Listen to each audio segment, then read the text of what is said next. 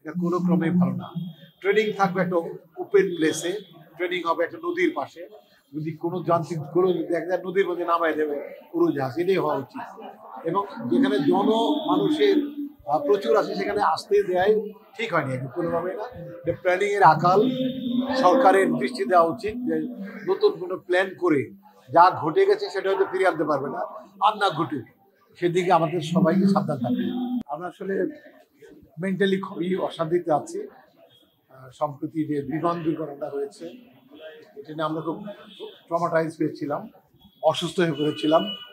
তারপর মানুষ তো বাঁচতে হয়, আবার চলতে হবে জেনে বেরিয়ে আসছি। আজকে আরেকটা প্রোগ্রাম ছিল শিল্পকলায় সাংবাদিকদের, ওটা ক্যান্সেল করেছিল, 2 তারিখে হবে। তো এইটাতে অ্যাটলিস্ট না এসে পারেনি, এক পর্যায়ে আসতে হয়েছে।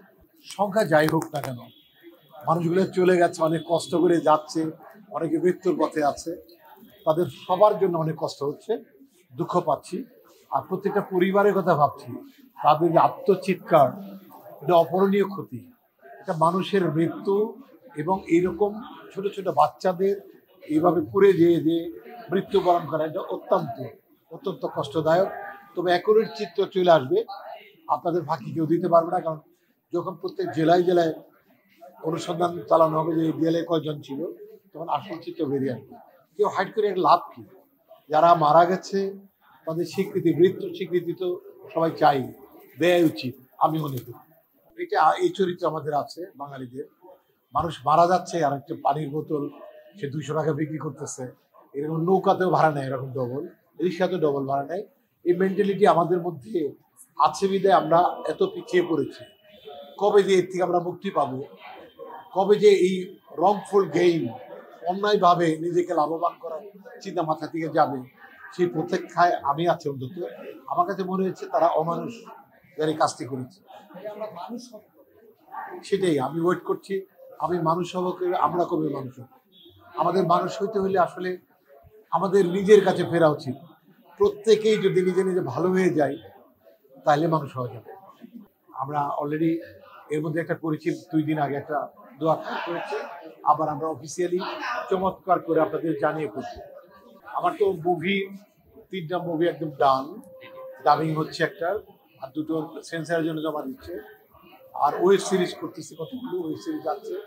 একটি বঙ্গ থেকে ওয়েব সিরিজ শুরু হবে নেক্সট উইক থেকে, পুলিশ স্টেশন, এটা আমি সেন্ট্রাল ক্যারেক্টার করেছি। এবং কাগজের বউ ওটিভিতে যাচ্ছে এখন, পরিমণি এবং আমার, এটা বঙ্গতে হিট লিস্টে আছে। আর আপনার মুক্তি পাচ্ছে খুব সহসাই কিশোরী একটা মুভি, এটা এই আগামী মাসে মুক্তি পাবে। আর মাহি আর আমি একটা মুভি করেছি, অফিসার ইনচার্জ, এটা ঈদে আসবে। মানে রাইট, আবার ওটিটি কিনে নিয়েছে। তা বঙ্গ সর্বোচ্চ ক্লিকে আছে কাগজের, যতগুলো ফিল্ম ছেড়েছে কাগজগুলো ছেড়া। আসলে আমার সব মাধ্যমেই, যদি কোনো চয়েস থাকলে বলা যাবে না, সব মাধ্যমকে বলতে হবে। যেমন আপনারা নিউজ দেখাচ্ছেন, আগে নিউজ পড়তাম, এটা ডিফারেন্স। হাতে হাতে আমরা এখন, হাতে যখন মোবাইল পেয়ে যাই তখন আর সিনেমা হলে যাওয়ার খুব একটা প্রয়োজন হয় বলে মনে হয় না, এরকম। তারপর একটা ফিল পাওয়ার ব্যাপার আছে, চলচ্চিত্রে একটা ফিল, একটা আমেজ তৈরি হয়, যেটা হলে গেলে হইচই, হাততালি, এর মধ্যে একটা আলাদা আনন্দ আছে। না, সিনেমা অতিরিক্ত হলের উপর তো প্রভাব পড়ছেই, তবে সিনেমার উপর প্রভাব পড়ছে না, কারণ হাতে হাতে সিনেমা চলে যাচ্ছে। যখন খুশি তখন সিনেমাটা আপনি দেখতে পাবেন, তার দুইটা ইচ্ছে হলে তাই দেখতে পাবেন। এটা যে দর্শক তার জন্য অনেক সুবিধা, আর হলালার জন্য এটা একটা ইসের বিষয়, বিড়ম্বনার বিষয়। তবে আমার মনে হয় যে হলের দর্শক আর মোবাইলের দর্শক আলাদা। হলে ইয়াং স্টার যারা আছে তারা যায়, এবং খুব সিনিয়র মানুষ যায়, এবং বিজ্ঞ যারা তারা হলে যেয়ে দেখে। এটা আমি চলচ্চিত্রের একটা গৌরব বলবো। পাশাপাশি অত্যন্ত দুঃখজনক যে সাকিব ভাই শুধু ঈদে আসে, ঈদ স্পেশাল ছাড়া যদি আসতো তাহলে হলালারা বাঁচত। এবং বছরে ওনার 4টা সিনেমা আসা উচিত, যাতে একটু বাজেট তাদের কমিয়ে মিনিমাইজ করে, যাতে করে হলগুলো টিকে। যেহেতু ওনার গ্রহণযোগ্যতা বেশি, ওনারা একটু পরিশ্রম বাড়িয়ে দিতে হবে এবং স্পেশাল ডে ছাড়া আসতে হবে। ঈদ, পূজা, এটা মধ্যে উনি না এসে যারা অন্যান্য ওনার সাথে লেস ইম্পর্টেন্ট তারা আসে, কারণ ওই সময় দর্শক থাকে।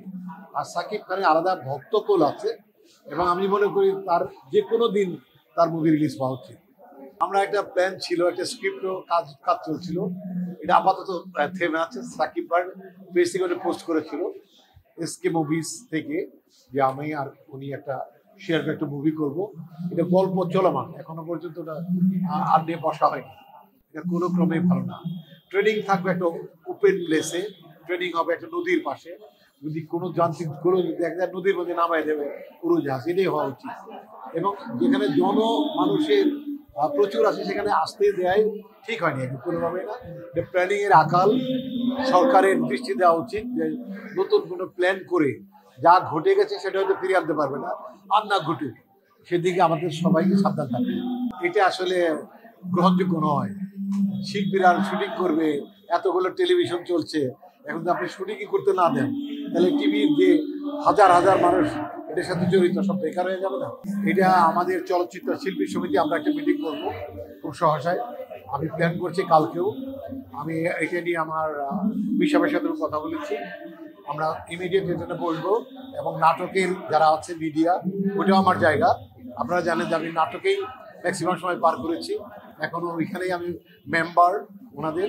তো আমরা সব একত্রে বসে একটা সলিউশন আমরা যাব, যাতে করে এইভাবে একটা ধাক্কা দিয়ে টিকে না যায়। বারবার ধাক্কাইতে আমাদের পর্যায়ে এমন জায়গায় গেছে, আমাদের সম্মানটুকু আর কোথাও দেখা যাচ্ছে না, শিল্পীরা অসহায় হয়ে যাচ্ছে। এটা তো হওয়া, রাষ্ট্র শিল্পীদের শেল্টার দিবে পৃথিবীর অন্যান্য দেশের মতো। অন্য দেশের সম্মান আছে, কিন্তু আমাদের দেশে একদম। আমি ডিপ জলবায়ুর ব্যাপারটা বলেছি, ডিপ জলবায়ুর বিরুদ্ধে যারা মামলা করেছে, যে মহিলা, এটা বানোয়াট মামলা, এটা কোনোভাবেই টিকবে না। বিজ্ঞ আদালত এটাকে খারিজ করে দেবেন। ইতিমধ্যে আমরা ডিপ জলবায়ুর সাথে যোগাযোগ করেছি, উনি এসে জামিন নিয়ে নেবে, জামিন নিয়ে উনি মামলা ফেস করবেন।